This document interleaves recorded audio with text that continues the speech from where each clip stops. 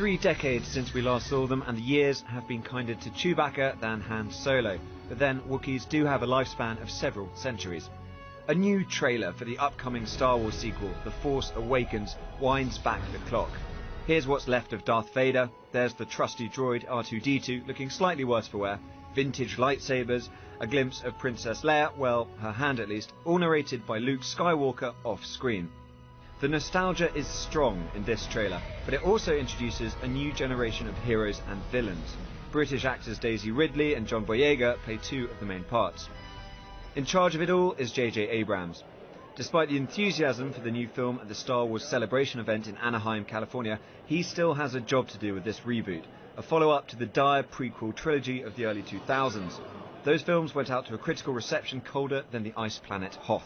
It's so important for J.J. Abrams to get this right. There's such huge weight of expectation, particularly because the first ones, the prequels that George Lucas did, which came out a while ago, were so badly received. I think fans will be absolutely relieved, actually, that George Lucas has nothing to do with these ones.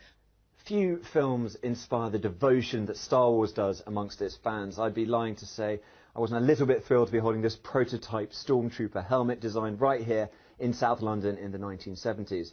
But the new film won't have to please just the fans and the critics. Star Wars spawned an entire industry, from studios like this, to merchandise, to video games, to books.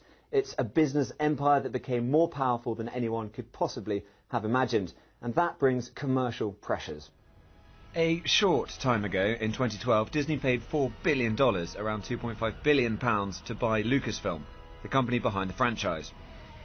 If you tot up box office revenues, DVD sales, video games, merchandise and everything else, the franchise has made $27 billion to date. That means high expectations for the next instalment. It's predicted to take somewhere around $2 billion at the box office worldwide. But at least no one is getting carried away.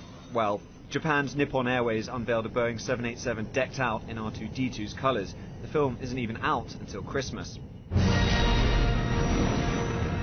This is a huge opportunity for J.J. Abrams to re-establish a franchise for the next 2 decades.